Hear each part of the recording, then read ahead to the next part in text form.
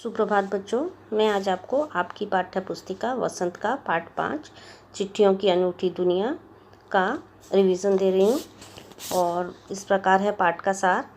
चिट्ठियों की अनूठी दुनिया नामक निबंध है ये। इसके लेखक हैं अरविंद कुमार सिंह। इस जो निबंध में लेखक ने पत्रों के महत्व, उनकी उपयोगिता, पत्रों की पहचान तथा पत्रों से होने वाले लाभ का वर्णन बड़ी ही सरल एवं सुबोध शैली में किया है। निबंध की जो भाषा है वो बहुत ही सरल है। प्रत्येक व्यक्ति अपने विचारों को दूसरों तक पहुंचाने का प्रयत्न करता है और समीपस्थ व्यक्ति से बातचीत द्वारा विचारों का आदान प्रदान करता है। परंतु जिसके माध्यम से हम दूर बैठे व्यक्ति से विचारों का आदान प्रदान करते हैं उसे पत्र कहा जाता है। हम एक दूसरे से अपनी बात आमने सामने तो कह सकते हैं, लेकिन कोई भी व्यक्ति हमसे दूर है तो उसके लिए भी तो हमें कोई माध्यम चाहिए ना। तो हमारे विचारों का जो आदान प्रदान करना होता है उसके लिए जो माध्यम है वो उसे क्या बोलते हैं, हम पत्र कहते हैं। पत्रों की दुनिया भी बड़ी अजीबोगरीब है। इसकी उपयोगिता हमेशा से बनी है रही है। पत्र जैसा संतोष फ़ोन या SMS कहाँ दे सकते हैं। आजकल फ़ोन चल गए हैं, मैसेज से हम भेज सकते हैं अपने विचार।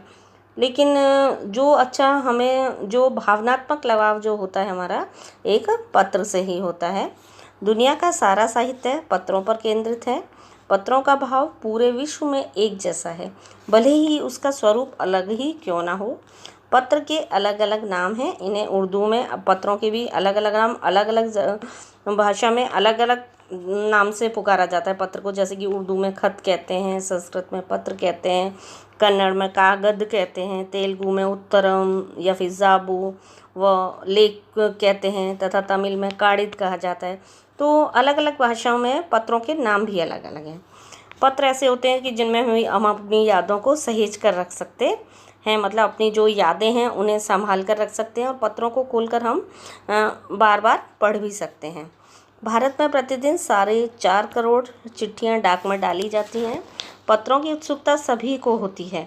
अगर हम पत्रों की तह में जाएं तो हमें पता चल जाएगा कि विश्व में ऐसा कोई भी नहीं है जिसने कि कभी पत्रों के लिए कोई उत्सुकता ना रही हो। अपने मम्मी पापा पुराने लोगों से पूछना कि उन लोगों को के समय पर तो पत्र होगा ना।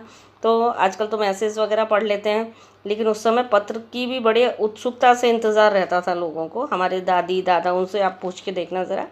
हमारे सैनिक तो पत्रों का जिस उत्सुकता से इंतज़ार करते हैं, क्योंकि वो तो कितने दिनों तक उन लोगों को तो छुट्टी भी नहीं मिलती सैनिकों को, तो उनका तो माध्यम भी जो है वो क्या है, पत्र ही है।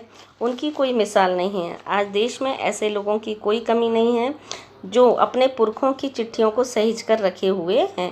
कुछ लोग आज भी ऐसे हैं जिन्होंने कि अब अपने दादाजी की, अपने पिताजी की चिट्ठियों को सहेज कर संभाल कर रखा हुआ है, क्योंकि उनका इससे भावनात्मक लगाव होता है।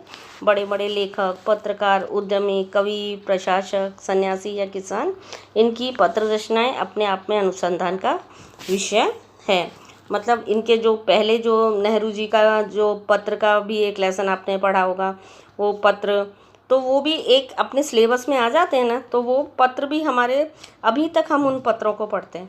नेहरू के पत्र इंदिरा के लिए नहीं लिखे जाते तो आज वे करोड़ों लोगों के लिए प्रेरणा स्रोत न बनते।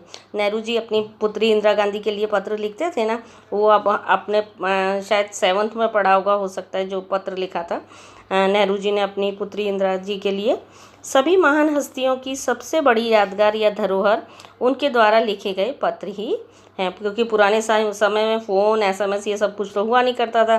तो सब लोग पत्रों के माध्यम से ही अपने विचारों को व्यक्त करते थे ना, अपनी खबर भेजते थे एक दूसरे को। भारत में इस श्रेणी में राष्ट्रपिता महात्मा गांधी को सबसे आगे रखा गया है। विश्व के लगभग सभी संग्रहालय किसको बोलेंगे, म्यूजियम को बोलते हैं, में जानी मानी हस्तियों के पत्रों के अनूठे संकलन भी आज भी हैं। जो म्यूज़ियम है उनमें हमारे जो पुराने लोग हैं उनके पत्रों को आज भी रखा गया है। भारत में आज़ादी से पहले महासंग्राम के दिनों में अंग्रेजी अफसरों ने अपने परिवारजनों को पत्र लिखे। वे आगे चलकर बहुत ही महत्वपूर्ण रूप से प्राप्त किए गए हैं। महात्मा गांधी के पास दुनिया भर के ढेर सारे पत्र केवल महात्मा इंडिया के नाम से लिखे आते थे। वे जहाँ भी रहते थे उन तक वे पत्र पहुँच जाते थे। गांधी जी के पास देश दुनिया से बड़ी संख्या में पत्र पहुंचते थे, परंतु पत्रों का जवाब देने के मामले में उनका कोई जोड़ नहीं था। गांधी जी पत्र का जवाब बहुत ही अच्छे तरीके से और जल्दी से जल्दी देते थे। गांधी जी को जैसे ही कोई पत्र मिलता था तो वो पता है क्या करते थे, वे उसी समय उसका उत्तर लिख देते थे और वे अपने ही हाथों से अधिकतर पत्रों के जवाब देते थे। पत्रों का जवाब देते देते अगर उनका दाहिना हाथ दर्द करने लगता था ना, तो पता है वो क्या करते थे, बाएं हाथ से एक हाथ दर्द करने लग जाता था तो दूसरे हाथ से भी लिखना, उल्टे हाथ से भी लिखना स्टार्ट कर देते थे पत्रों के आधार पर बहुत सी किताबें भी लिखी जा चुकी हैं। वास्तव में पत्र किसी दस्तावेज से कम नहीं होते। दस्तावेज किसको कहते हैं, जिन्हें कि हमारे डॉक्यूमेंट्स जो होते हैं ना, उनको हम संभाल के रखते हैं। इसी तरह पहले पत्रों का इतना महत्व होता था कि सब लोग उन्हें बहुत ही संभाल कर रखते थे।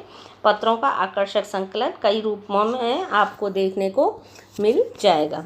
प्रेमचंद्र नए लेखकों को प्रेरक उत्तर देते हैं। इसी प्रकार नेहरू और गांधी को लिखे गए रविन्द्रनाथ टैगोर के पत्र बहुत प्रेरक हैं। पुराने लोग होते थे अपने, नेहरू जी, गांधी जी, रविन्द्रनाथ टैगोर जी, ये सब एक दूसरे से जो बातचीत करते थे वो किसके माध्यम से करते थे, पत्रों के माध्यम से ही करते थे।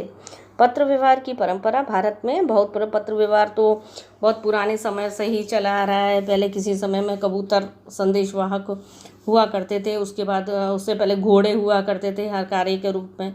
तो अलग अलग जैसे जैसे समय बदलता गया वैसे वैसे पत्र देने के साधन भी बदलते गए। जैसे कि अभी खबर पहुंचाने का या एक दूसरे को मैसेज देने का साधन अब मोबाइल हो गया है। पत्र व्यवहार की परंपरा भारत में बहुत पुरानी है। सभी सरकारी विभागों में सबसे अच्छा विभाग डाक विभाग है। पोस्ट विभाग जो होता है, डाकघर जो होता है हमारा, उसको बोलते हैं डाक विभाग। यह लोगों को जोड़ने का काम करता है। घर घर तक किसकी पहुंच है। शहरी इलाकों में आलीशान हवेलियां हों या फिर झोंपड़ियों में रह रहे लोग, दुर्गम जंगलों से घिरे गांव में हो या फिर बर्फबारी के बीच रहे पहाड़ों के लोग अथवा अन्य क्षेत्रों में रहने वाले लोग आज भी पत्रों का बेसब्री से इंतज़ार करते हैं। क्योंकि जहाँ लोग पहाड़ों में रहते हैं वहाँ नेट की भी सुविधा नहीं होती, और दुर्गम जंगलों में भी आज भी ऐसी जगह हैं, ऐसे गांव हैं जहाँ की नेट की, इंटरनेट का या मोबाइल की पहुंच नहीं है। वहाँ तो आज भी लोग पत्रों के सहारे से ही अपनी ज़िंदगी व्यतीत करते हैं, और ख़बर के लिए जो इंतज़ार करते हैं वो पत्रों के लिए ही इंतज़ार करते हैं। मतलब उन्हें अपने घर वालों की खबर या कोई उनके घर वाला के सदस्य बाहर रह रहे हैं तो वो पत्रों के माध्यम से ही उनकी खबर लेते हैं। गांवों या गरीबों की बस्तियों में चिट्ठी या मनी ऑर्डर लेकर पहुंचने वाला डाकिया देवदूत के रूप में देखा जाता है। अगर किसी का बच्चा गांव में रहते हैं और वो बच्चा उनका कहीं दूसरी जगह नौकरी के लिए गया है तो वो अपने घर वालों के लिए मनी ऑर्डर पैसा भेजता है। तो वो लोग मनी ऑर्डर अगर आता है तो उनके लिए तो भाई पैसे के लिए तो बच्चा बाहर रह रहा है, तो वो उनको एक देवदूत के रूप में, तो बच्चों को पाठ अच्छे से समझ में आ गया होगा। आप जब ये मेरा वीडियो सुने तो उस समय अपनी पाठ्य पुस्तिका खोल लें तो अच्छा है, जिससे कि आपको अच्छे से समझ में आएगा। धन्यवाद।